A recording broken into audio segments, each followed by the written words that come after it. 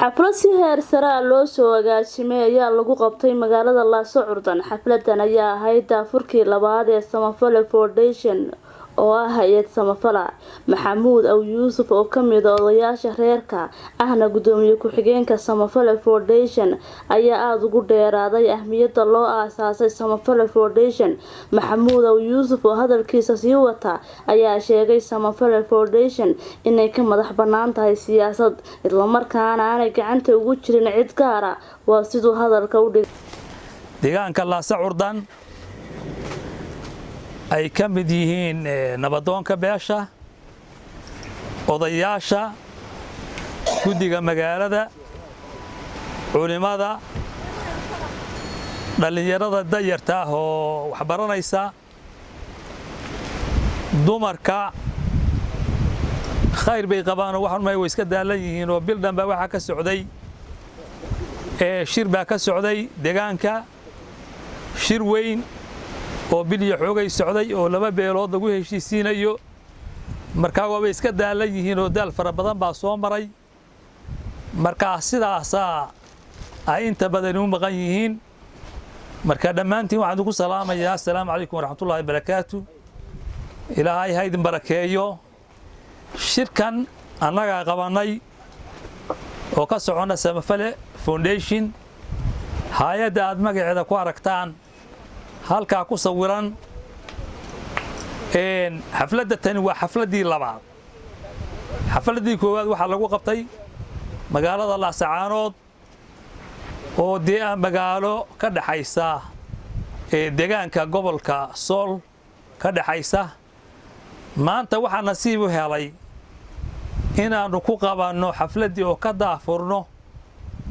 magaalada Laasocurdan oo ah ama caasimadda ama magaalada ugu weyn oo beesha Maxamed Maxamuud Gaboobe deegaankeeda.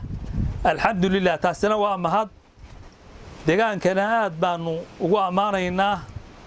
xafladda ay qabteen oo ka soo qayb galeen. aad baanu ugu ammaanaynaa. haddaan warbixin yar ka bixiyo hay'addan muddo hadeerto 2 sano ah waa la waday qorshaheeda oo waa la waday. hay'adda marka ujeedada loo aasaasay marka ugu horeeya waxa weeye wax kale ma aha, waa horumarinka iyo maartay ka shaqaynta iyo maartay in kor loo qaado beesha deegaamadeeda, hadday tahay xagga waxbarashada ama tacliinta, haddii ay tahay xagga caafimaadka, haddii ay tahay xagga biyaha, waxyaabaha nolosha aasaasiga u ah. maadaama magaalada tani hadda ay tahay magaalo aan daaweynayn, laakiinse marka dhan laga eego daaweyn oo inta ay jirtay iyo intay hadda magaaladu leeg tahay, waad garan kartaan magaaladu inay magaalo aad u koraysa tahay. waxa weeye haddayan magaalo weyn ahayn, shirka ay ka soo qayb galeen martida 100 qof martida kaliya oo ah bil iyo xoogay ma hayseen. marka saasaad ku garanaysaa inay magaalo weyn tahay. magaalo weyn markii la aasaasana waxyaabaha ay u baahan tahay waad garanaysaan. waxbarashadii way u baahan tahay oo kala duwan, caafimaadkii way u baahan tahay, waxay u baahan tahay biyihii, waxa laana wixii bini aadamku ku noolaado ayay u baahan tahay. marka saas darteed maadaama ayaan jirin dawlad dhexe oo Soomaaliya ka dhisan, meel kasta waxa isu xilqaamay ama xilis ka saaray dadkii deegaanka u dhashay. marka waxa weeye mabda'a iyo ujeedada loo aasaasay hay'adda waa sidaas. dal iyo dibadba xubnaha hadeer ku jira oo ka shaqeeya kaliya lagama rabo. marka waa wax ka dhaxeeya deegaanka oo dhan ama beesha ka dhaxeeya. waxa ka mid ah marka hay'adda ujeedadeeda waxa ka mid ah iyo siyaasadeeda ama boolisigeeda waxa ka mid ah ma aha hay'ad siyaasadeed, ma aha hay'ad siyaasadda cid ku taageerta, siyaasadana cid ku mucaarada ma oo way ka madax bannaan tahay. waxay kaloo ka madax bannaan tahay hawlaha dhaqanka oo odayaashu ay shaqo ku leeyihiin iyana way ka madax bannaan tahay waa hay'ad samafal oo waxa weeye magaceeda waad ka garanaysaan horumarka kaliya ayay ka shaqaysaa sidaas darteed waxa weeye xubnaha ka shaqeeya hadday reerka yihiin dee wixii kale oo xaq loogu lahaa waa meeshoodii laakiinse shaqada hay'addu waxa weeye waa hay'adisan maamul bay leedahay waxay leedahay guddoomiyeyaal waxay leedahay laba gole oo golaha fulinta gole la yiraahdo iyo golaha ka sareeya bay leedahay labada gole oo guddoomiyaheeda leh oo guddoomiye ku-xigeenkeeda leh oo leh martaqaana muxuu ahaa kabineetkeeda iyo waxyaabahaas oo dhan leh accountkeeda iyo xisaabteeda leh xisaabteeduna waa xisaabtan elektarooniga ah ama waxa weeye waa account ku baxa macnaha si sharciga ku baxa oo intaasoo qof ay isla saxeexdo oo weliba online ah maaha wixii jeebka la iskaga shubanayay oo ninku lacagta uu bixiyo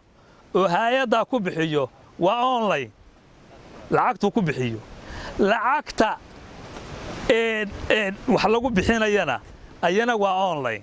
qofku lacagtiisa halkaas uu ka eeganaya systemka iyo saxeexaas sidii bangiyadii caalamiga ahaa bay ku baxaysaa marka haddii aanu nidhi waa hay'ad waxaynu arki jiray hay'ado wax keena oo iyagu caagumo keena oo dadka caagumo u keena oo magac leh oo wareega la arki jiray marka hay'adani maadaama ay tahay hay'ad hadeer la aasaasay xagee bay markaa dhaqaalaha ka helaysaa dhaqaalaha marka ugu horeeya fayska ugu horeeya waxa laga rabaa beesha sababta waxa weeye horumarkooda iyo waxa la qabanayo iyaga loo qabanaya marka waxa weeye waa qof wax laga doonayo isagana wax loo doonayo oo waxa weeye qofka hadda aan ilaahdo aniga ii shaqee aan ilaahdo shaqada uu shaqeeyay anigu faa'iidan ka helaya isaguna wuxuu yeelanayaa waxbuu yeelanayaa laakiin faa'iidadeeda badan faa'iidada anigu helayo lagu shaqeeyo ayaa badan laakiin anagu waxaanu nahay dad voluntary ah ama tabarruc waxa la ku shaqeynaya oo aan mushahar qaadan oo waxa weeye dadka waxay ila tahay fardi ahaan qof kasta beesha meel buu kaga beegnaa uu shaqeynayay tamartiisu inta kasta ha leekaato marka waxa weeye anagu marka waa xoogii iyo maskaxdii iyo waxqabadkii oo la nadaamiyay oo la jamciyay qaabkaas ku shaqeynayna waxa marka qorshaha noogu jira hadii la hay'ad maadaama ay hay'ad tahay inaanu gaadhno hay'aduhu say u shaqeeyaan oo hay'aduhu maxay u shaqeeyaan hay'aduhu ganacsato maaha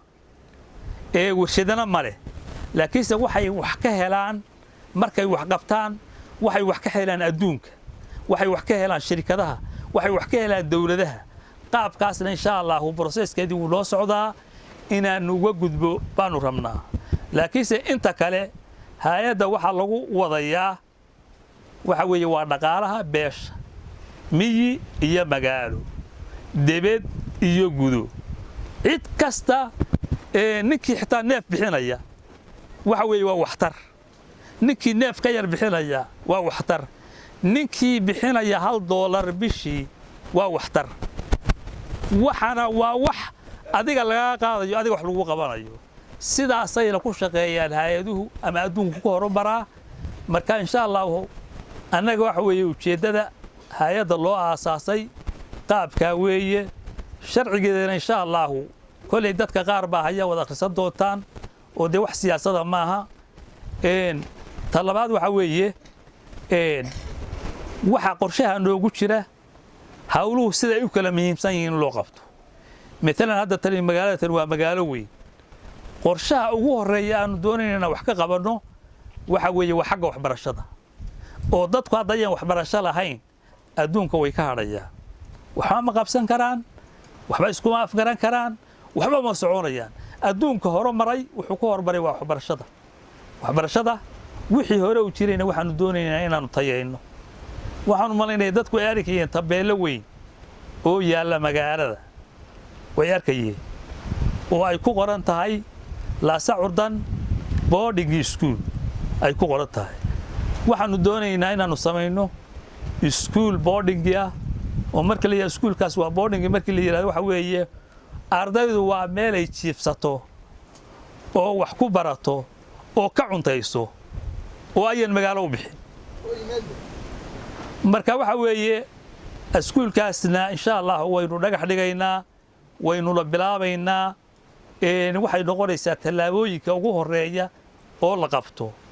marka laasa curdan iyadoo boardingu hadda wuxuu ka jiri jiray Soomaaliya gobolada dhowr gobol iyo caasimadda marka waxaanu rajeeyay qaybaha kala duwan ee bulshada oo ka soo qayb galay munaasabadan quruxda badan ayaa soo dhaweeyay salaanka bacdi xafladeennan aynu suugnay maanta waxaynu u qabananaa oo aynu ku daahfuranaa ama aynu ku shaacinanaa hay'adda halka magaceedu ka muuqdo ee la yiraahdo Samafale Foundation nimaadno ama cid kale inoo keentaba inaynu isgarab taagno oo aynu danaheena ka shaqeyno marka hay'addan Samafale Foundation waxa weeye hay'adaha wax bixiya ama caawimooyinka bixiya ama kaalmooyinka iyagu bixiya maaha hay'adani waxay hay'ad u tahay waxa weeye inaga reerka dhexdiisa weeye dhaqaalaha waxa laga rabaa waxa weeye waa inaga weeye dhaqaale iyadu gaar u ah ama meel ay wax ka uga yimaadaan hadda ma jirto waxa lagu xisaabtamayaa waxa weeye wixii dhaqaale ah ee ummadani ay iyadu isu keento oo ay wax ku qabsato weeye marka mar haddaynu isu taagnay inaynu ka shaqeyno horumarka deegaanadeena waxa wanaagsan qof walba oo dadka reerka ka mida in hadday dhaqaale tahay hadday maskax tahay waxa weeye marka u horeysa nolol ma jirto marka horta waxaanu ka codsanaynaa odayaasha iyo shirkadda anagoo soo dhaweynayna gacmo furanna ku soo dhaweynayna taageerayna xoog iyo xiniyaba ka taageerayna inay bal marka hore noogu horeysiiso biyaha warku de waa iska kooban yahay saa loo sheegay dhinacna waxaanu ka tirsanahay hay'adda dhinacna waxaanu ka tirsanahay magaalada iyo maaragtay dadka waayeelka magaalada degan baanu ka mid nahay hay'adda marka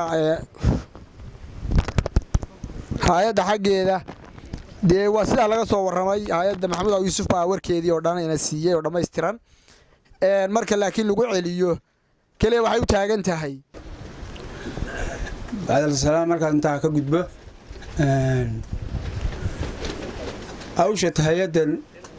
halkan tiimiyo saakaan halka ku soo dhaweynayno aad iyo aad baan u soo dhaweynaynaa wax qabadkeedana عليكم ورحمة الله وبركاته waxaan aad u soo dhaweynaa hay'adda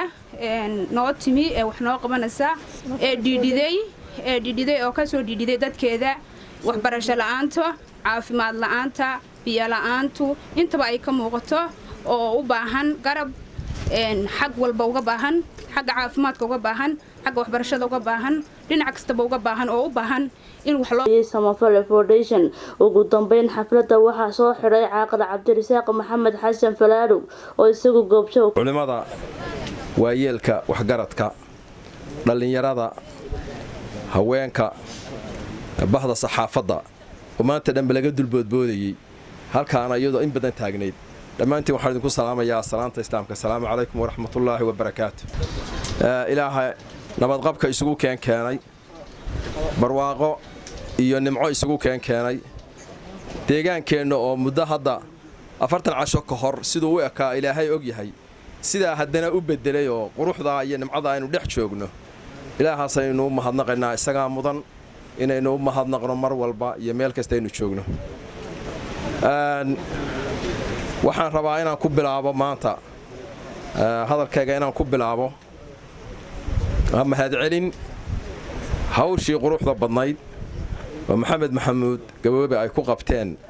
laasa curdan shirkii nabadgelyada oo wali hadda boorkiisu sii dhagan yihiin lagu heshiisiinayay labada beelood ee walaalaha ah inagana walaalaheena lagu heshiisiinayay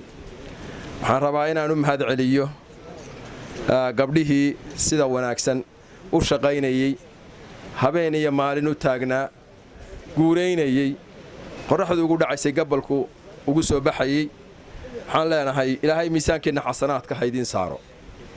ilaahay guryihiinna wax khayr qaba ha dhigo ilaahay wax wanaagsan ha idinku beddelo xoogaya kan wuu xidhmayaa halkan waa la sheeganayaa oo xaggan waa la sheeganayaa oo iridda hore waa la sheeganayaa oo meel bannaan ma leh xaggee la soo mari doonaa